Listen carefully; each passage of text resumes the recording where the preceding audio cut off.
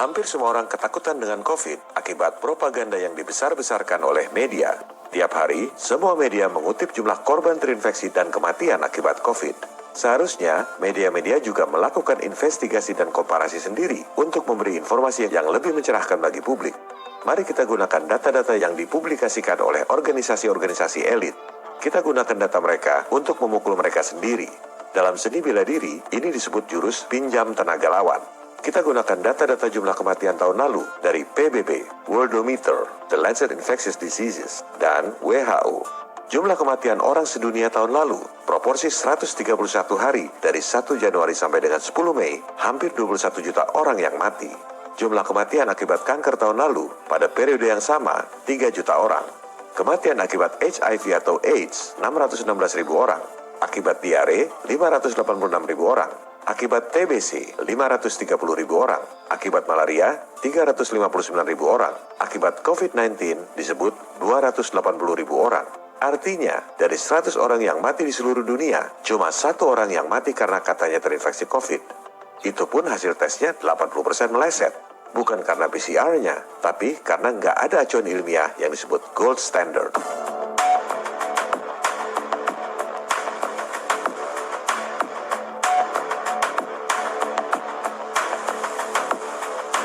Itu perbandingan jumlah kematian di dunia. Bagaimana dengan Indonesia? Ini yang seharusnya dilakukan oleh media-media. Jangan cuma kopas data buat nakut-nakutin rakyat. Kita gunakan data dari PBB dan International Vaccine Access Center. Kita juga gunakan data-data nasional dari Kapolri, BPS, dan Kementerian Kesehatan. Jumlah kematian di Indonesia tahun lalu, proporsi 131 hari dari 1 Januari sampai 10 Mei, 632.000 orang mati. Kematian akibat diare balita hampir 12.000 orang. Akibat kecelakaan lalu lintas 8.400 orang. Akibat HIV atau AIDS 1.600 orang. Berapa jumlah kematian yang katanya karena COVID? 959 orang.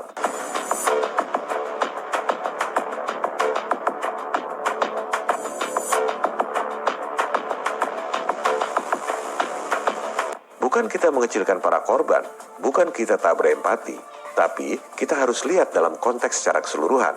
Banyak yang nanya, di rumah sakit kenapa banyak yang mati? Loh, kok cuma nanya yang 0,2%? Kenapa nggak nanya yang 99,8%? Matinya karena apa? Jumlah orang yang mati karena kecelakaan lalu lintas, hampir 9 kali lipat dari yang mati karena COVID. Kenapa nggak tutup aja sekalian semua jalan raya karena banyak yang mati? Emangnya kecelakaan lalu lintas nggak bahayakan orang lain? Kenapa bukan mobil-mobilnya aja yang disuruh social distancing supaya nggak ada tabrakan? Jumlah 959 orang itu pun tak ada satupun yang virusnya dimurnikan dan diperiksa. Karena memang begitu acuan dari WHO. You know, the test is not testing for a virus and it's not testing for an exosome. It's testing for a specific genetic sequence. And we don't really know where that genetic sequence comes from, so we don't really know what the test is testing for.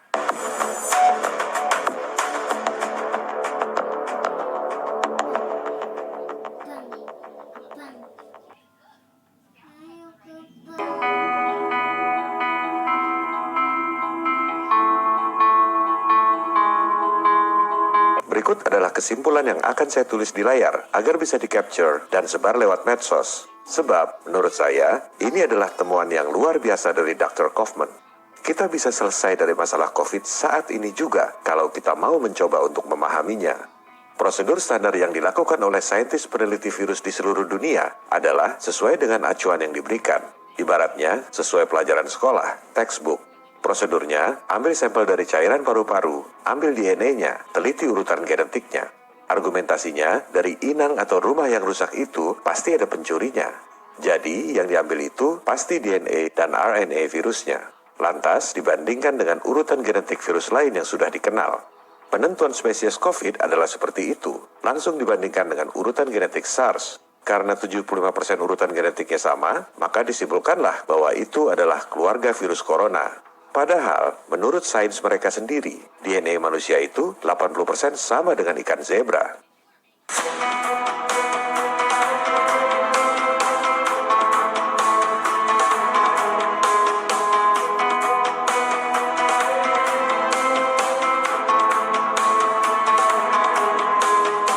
Yang disampaikan oleh Dr. Kaufman adalah sampel itu ibarat tong sampah yang isinya banyak. Kalau virusnya nggak dimurnikan dulu, gimana kita tahu bahwa yang diambil itu DNA dan RNA virus? Yang diambil justru DNA eksosom, karena baik ukuran, berat, dan bentuknya sangat mirip dengan virus. Dampak dari penelitian tanpa dimurnikan dulu virusnya adalah virusnya malah jadi tidak teridentifikasi. Acuan tes pasti meleset, jumlah korban seolah menjadi banyak, dan vaksin juga salah sasaran.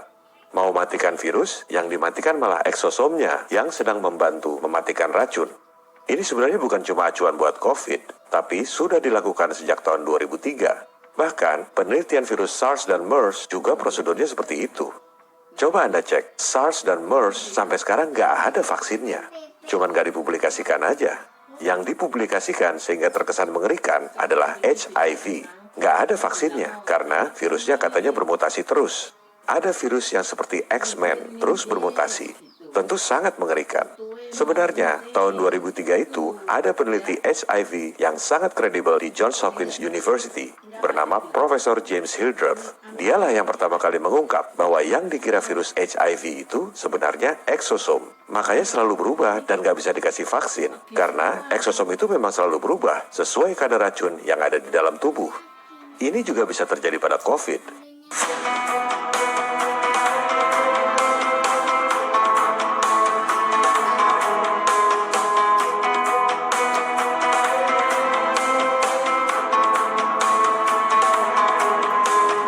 Banyak berita katanya sudah mulai nemu vaksin. Hati-hati, bisa jadi nanti dibilang nggak mempan karena virusnya bermutasi terus seperti HIV. Padahal itu eksosom, salah sasaran. Ini semua karena acuannya, ibaratnya karena pelajaran sekolahnya memang mengajarkan begitu. Semua orang yang melakukan penelitian di seluruh dunia, termasuk di Indonesia, selama pakai acuan yang sama, hasilnya pasti sama. SARS, MERS, dan HIV adalah bukti nyata. Semua universitas dan para ahli yang pinter-pinter di dunia, nggak ada satupun yang bisa bikin vaksinnya. Karena mereka semua menggunakan acuan yang sama. Kenapa acuannya suruh ambil DNA RNA tanpa dimurnikan dulu virusnya? Keteledoran atau kesengajaan? Kalau keteledoran itu artinya kebodohan. Kalau kesengajaan artinya justru lihai, kecerdikan yang jahat. Karena dengan acuan seperti itu, virusnya nggak ketahuan. Akibatnya, nggak ada satupun orang-orang pintar di dunia ini yang bisa bikin vaksinnya. Persis seperti SARS, MERS, dan HIV. Yang bisa bikin vaksin adalah yang tahu rahasianya. Dia lagi. Perusahaan-perusahaan vaksin terbesar di dunia, si dewa komputer Bill Gates, 2 dari 5 pendana terbesar WHO.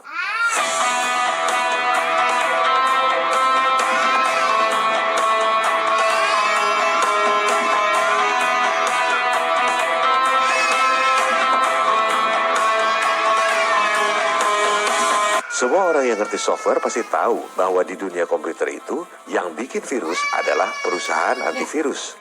Virus komputer kan bukan makhluk hidup, tapi selalu ada virus baru. Supaya yang sudah beli antivirus pun harus selalu beli update yang terbaru. Soal kesalahan acuan prosedur ini sebenarnya banyak yang tahu di Amerika. Tapi siapa yang berani ngomong? Jadi kuncinya bukan pendapat dokter, tapi dokter mana yang berani melawan WHO. Interview Dr. Kaufman ini panjang, sekitar 2 jam. Masih bisa Anda saksikan di londonreal.tv. Materinya menjadi sangat bermutu karena hostnya juga orang pinter. Brian Rose, mantan jagoan Wall Street, alumni MIT, sama-sama Dr. Kaufman. Jadi, interviewnya sangat fruitful. Mereka juga bahas bagaimana Dr. Kaufman diperingati oleh rekan-rekannya sesama dokter. Para dokter itu tahu sama tahu tentang kesalahan prosedur penelitian virus, tapi nggak ada yang berani ngomong. Dr. Kaufman cerita, para dokter itu kan punya keluarga, punya anak, punya kredit bank yang harus dilunasi. Mereka sebenarnya tahu sama tahu, tapi terganggu dengan Dr. Kaufman yang terlalu vokal, outspoken istilahnya. Dr. Kaufman ini bukan cerita masalah yang bikin orang takut. Sebaliknya, dia justru kasih solusi. Ini solusinya. Sebenarnya itu nggak berlawanan dengan acuan WHO, malah nambah prosedur, murnikan dulu virusnya. Kalau ini dilakukan, mungkin bukan cuma COVID yang ketemu vaksinnya. Bisa jadi virus-virus lama yang nggak ada vaksinnya itu, SARS, MERS, dan HIV, jadi ketemu vaksinnya.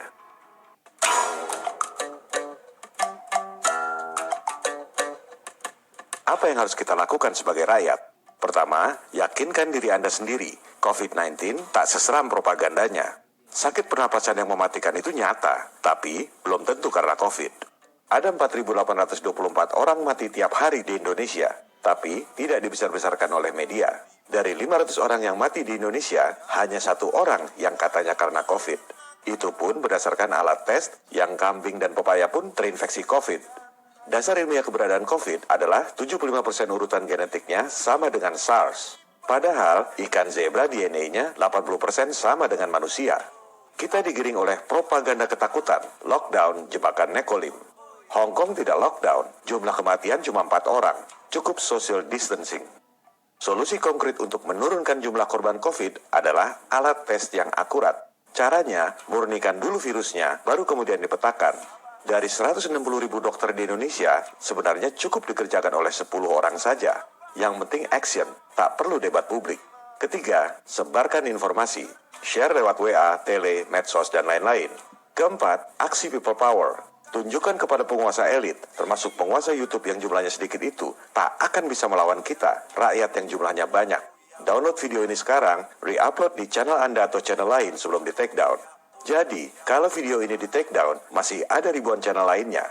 Kalau saya mati, masih ada jutaan people power lainnya. This is John Connor. If you're listening to this, you are the resistance. Stay safe. Salam people power.